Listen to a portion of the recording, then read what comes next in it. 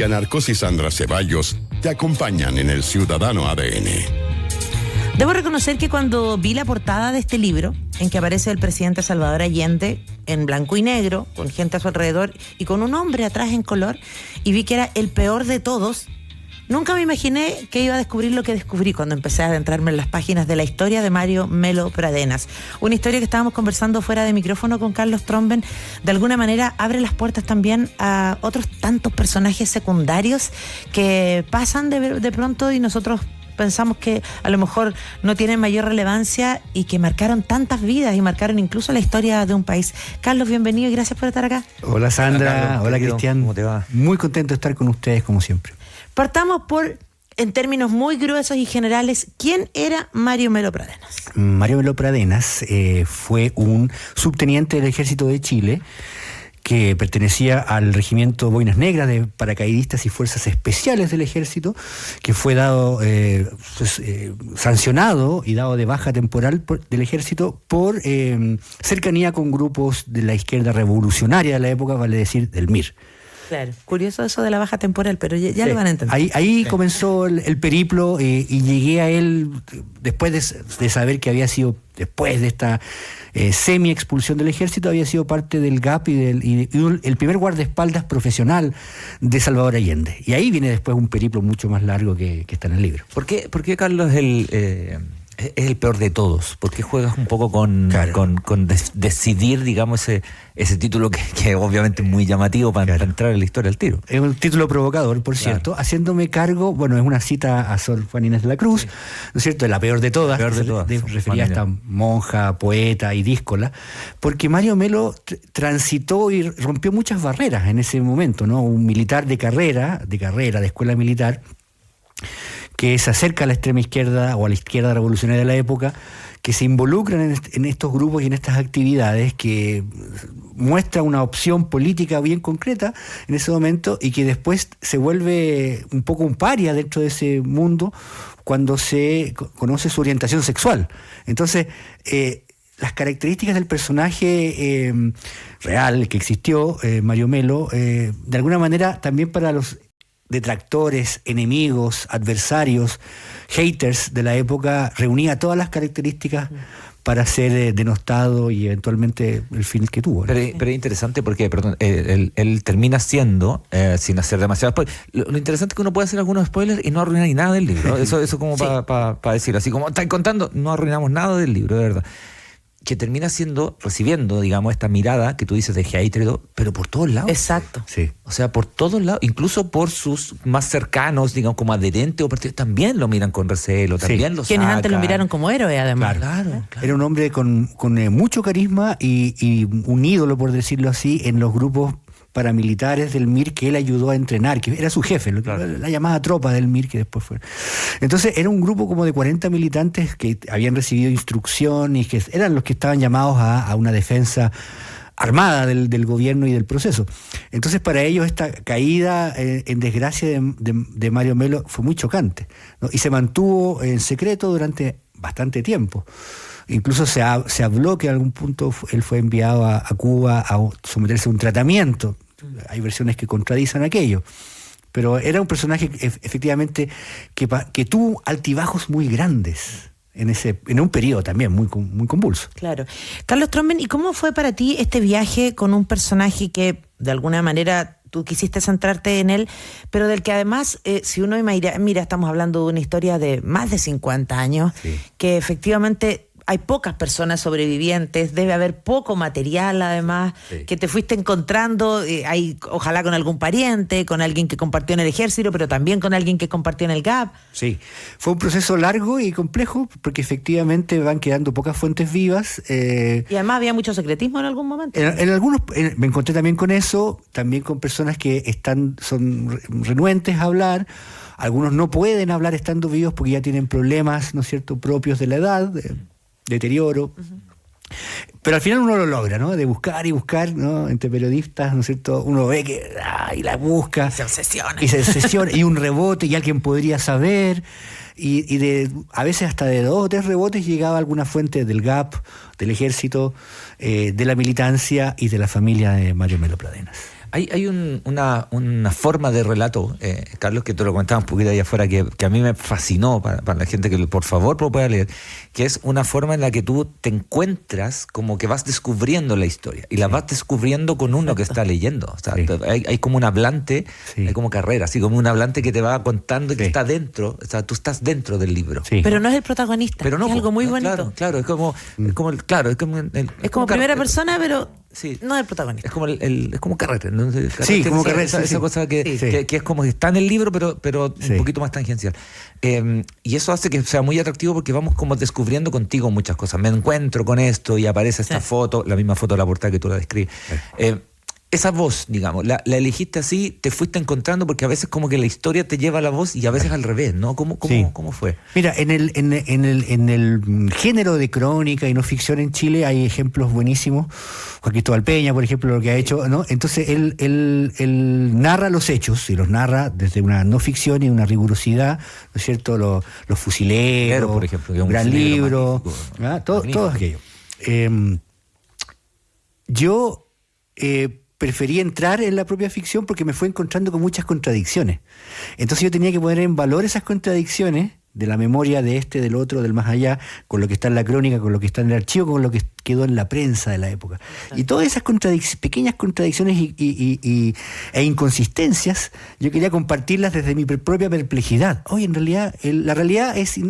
Uno no puede llegar nunca a la realidad. Claro. Puede establecer más o menos con cierta margen de certeza que estamos en un 80% de que esto es lo que pasó, pero hay un 20% que nunca vamos a saber. Sí, no, porque además, como tú dices, no los mismos especialistas dan cuenta que uno como que le hace una relectura a los recuerdos y los plantea de una manera distinta. De hecho, yo había marcado un pasaje que muestra un poco este trabajo, porque hay un lugar donde dice: según Marambio, los miristas querían asaltar el cuartel de Beldehue y llevarse las armas. Según Prats, los boinas negras pretendían fugarse de la escuela de paracaidistas llevándose las armas consigo. Pequeña gran diferencia. Imposible contrastar fuentes. Prat fue asesinado en Buenos Aires y además, bueno, sabemos lo que pasa con Marambio, ¿no? Y ahí uno dice, ¿y qué hace entonces? Si tiene de pronto versiones que son encontradas o que tienen algunos detalles. Tú fuiste súper riguroso en eso de, como decías, ir a bucear a los archivos, sobre todo los diarios, por ir a ver las fechas, por buscar una imagen. ¿Qué te pasaba en esos momentos cuando de repente, por ejemplo, en el diario veías una imagen? Eso era tremendo, porque, claro, los testigos se acuerdan más o menos que hubo, por ejemplo, un incidente en la Universidad de Chile. Ajá. Pero no se acuerdan de cuándo fue la fecha. Sí, parece que fue el 72 o 71. Y eso implica darse la lata, revisar todos los diarios, hasta que de pronto aparece la toma a la Universidad de Chile. ¡Wow! Noviembre 70. Sí, y en alguna aparece en la foto, que no estoy seguro si es, pero parece que sí. Parece que sí, ¿no? Ese podría ser entonces. Ese es lo rico que tiene las herramientas del periodismo, ¿no? Que se juntan con las de la ficción y de la narrativa. Entonces, esos son momentos muy especiales y muy gratificantes, ¿no? Que creo que están reflejados en el texto. Y a veces hay frustración también. Sí. Oh, no hay caso.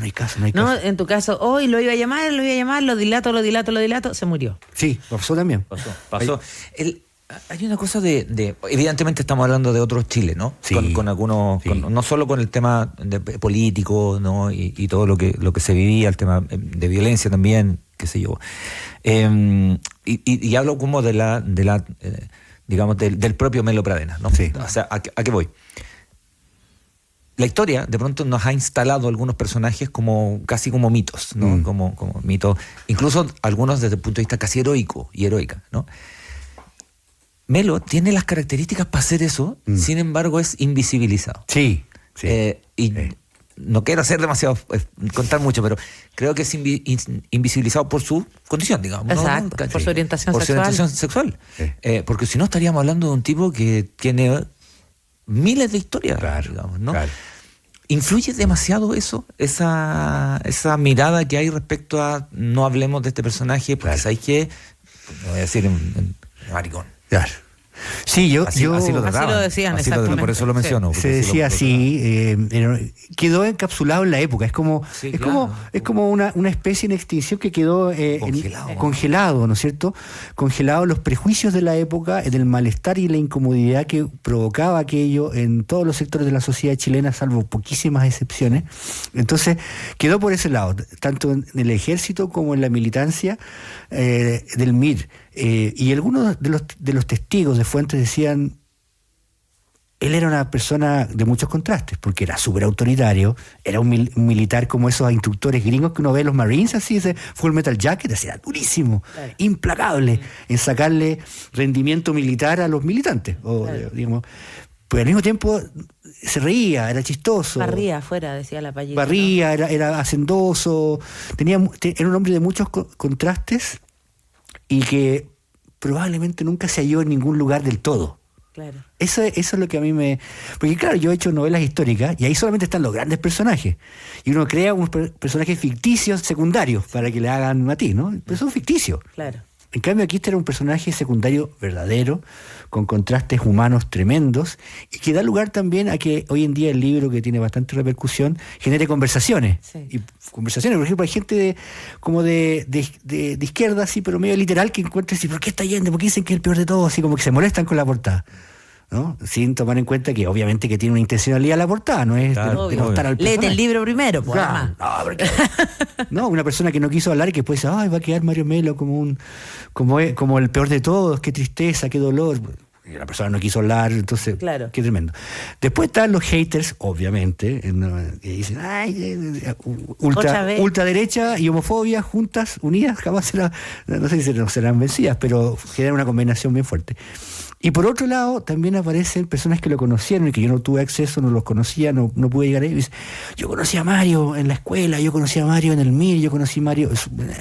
Entonces, me gustaría conversar con usted para aportar algunos elementos que no están en el libro, que le pueden interesar. Entonces, eso es precioso, porque significa que el libro no se agota en el libro. Seguro. Sí, y por lo que decíamos al principio, ¿no? De alguna manera abre también la historia de personajes que hasta ahora fueron secundarios, porque aquí los peores de todos fuimos nosotros como sociedad, finalmente bloqueando un personaje que, con sus claroscuros, fue súper relevante dentro del ejército, porque además recordemos que fue reconocido en algún momento, recibió un premio bien especial, que tienen que leer el libro para saber cuál es, pero por otro lado también se convirtió en el guardaespaldas más íntimo del presidente Allende en el momento en que es electo y todo lo demás. Entonces, como que brilla por su desempeño profesional y por su empatía en algunos momentos en ambos sectores, pero todo eso se borra de un plumazo solo por su orientación sexual. Es fuerte, es fuerte lo que sucedió con él, cómo se metió en las patas de los caballos.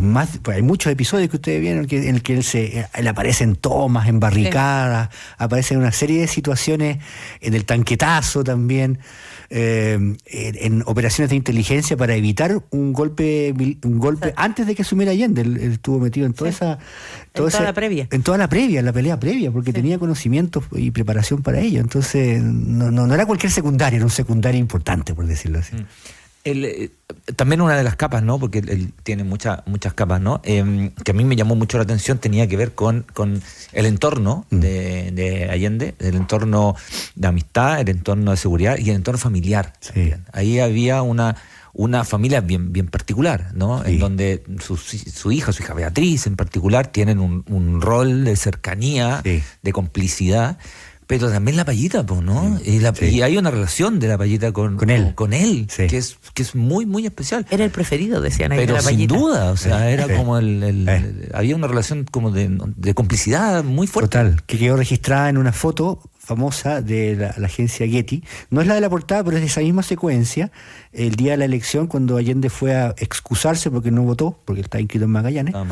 Entonces, volviendo de la comisaría de Miguel Claro, se junta gente. Entonces, todos hacen el signo de los tres. Los tres, que era el número en la papeleta. Entonces quedó esta foto en que se encuentra la Payita en lo alto, como que se subió a un auto, un Chevrolet, y Mario Melo cruzan su mirada y los dos hacen el gesto del 3, los dos muertos de la risa, así como vamos a ganar. Entonces eso quedó plasmado en la imagen para la historia y quedó plasmado en los recuerdos por escrito y orales que puede tener acceso, como una cercanía que incluso la Payita le ofreció cuando él cayó en desgracia, cuando después que se reveló su orientación sexual y quedó transformado en un paria dentro de la Unidad Popular y del MIR, ella lo apañó, lo escuchó, lo ayudó, Y ahí, al parecer, porque es una de las partes más difíciles de sustanciar, es la relación con el Partido Socialista, que ha tenido una evolución, ustedes saben, pues, no entendemos. También había socialistas ultra.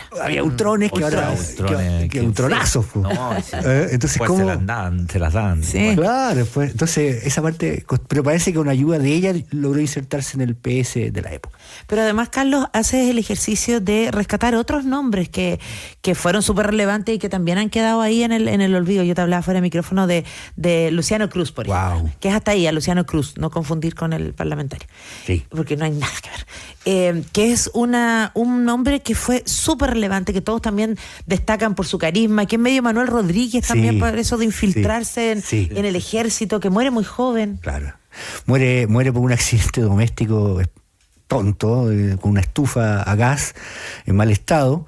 Algún momento se creyó que era un crimen, ya lo había matado, sí. Pero fuentes cercanas, muy cercanas a ellos, no, esa estufa estaba mal, a mí me consta, me lo comentó una testigo. Y era un personaje, como tú dices, se disfrazaba, era histriónico, se podía disfrazar de periodista, de militar, de bombero, se ponía bigotes a lo mexicano, se afeitaba el bigote, los anteojos negros. Tipo Allende, sí. Y era un hombre alto, muy seductor. En el momento en que él falleció tenía 27 años. 27 años, casi todos tenían esa edad. Pero eso además es tremendo. Como los rockeros. Fíjate que sí. 27 años. Lo pensé en el club de los 27. O sea, la generación de la gente de 27 hoy día con suerte sabe qué quiere de la vida. Sí, estos ya tenían hijos, estos ya habían tenido 2 hijos, pareja, estaban metidos en una revolución o clandestino. De los 27 que...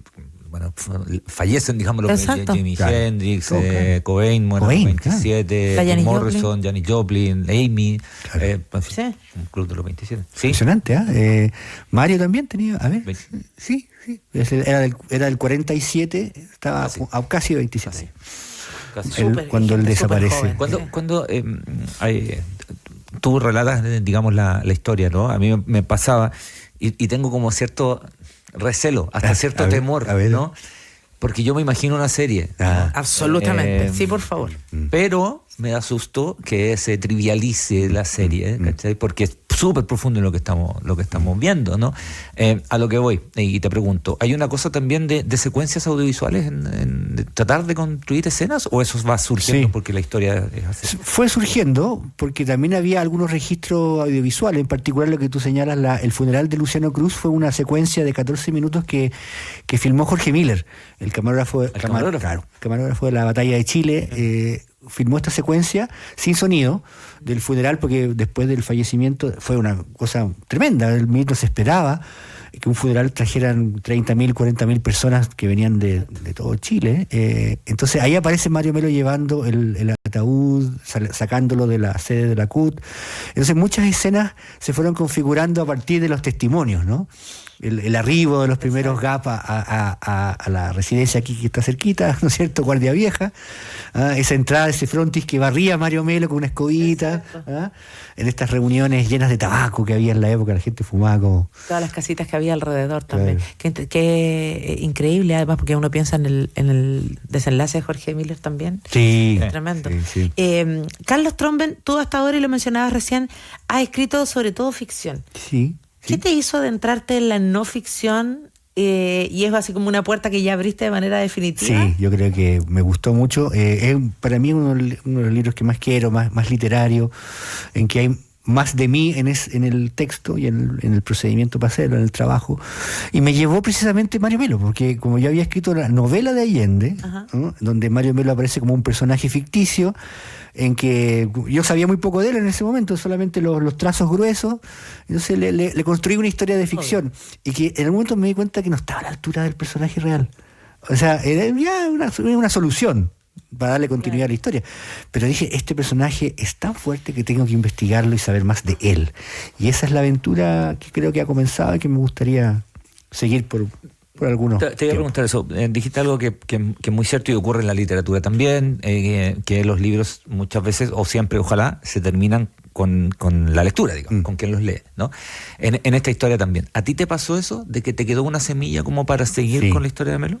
¿O con otras? O con otras historias de esos personajes, ¿no? De las clandestinidades, de las mujeres, ¿no? Las mujeres tuvieron un rol, un espacio que obviamente no es el que tienen ahora en la sociedad, ¿no? Pero que empezaba a generar un cambio, pero muy incipiente, muy incipiente en el machismo que existía en la época, la homofobia que existía en la época, los prejuicios, los conservadurismos, ¿no es cierto?, hicieron que el rol de las mujeres en las militancias fuese muy particular.